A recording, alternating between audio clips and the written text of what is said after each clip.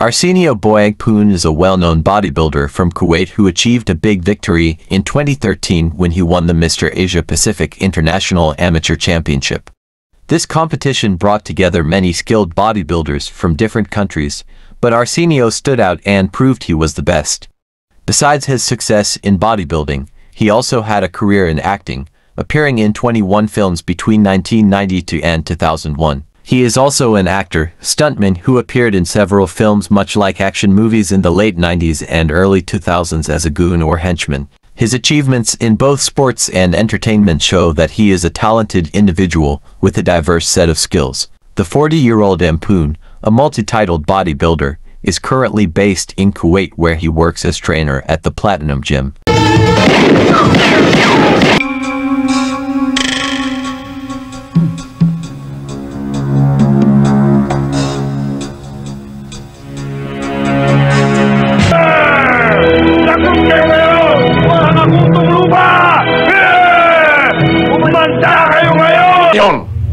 Sapagkat pag naging matagumpay ang pamiting na yun ang Pangulo, ay muli siyang babango at mawawala ng kabuluhan ang ating paghihirap.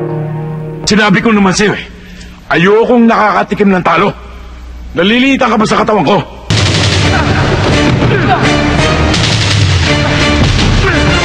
Dito na dadali ang lahat ng mga ito. Mainit na ang mga ibang lugar na baksa. Kayang-kaya ni Tata yun. Oo nga, parang natatakot maulitan, pare. Alam mo yung mga ganun ang tipo natin, di ba? Sige! Oh, ito pala eh. Upo ka dyan! Oh! Teka muna, huwag masyadong anuhin. Relax ka lang, pare. Tatay, Tata!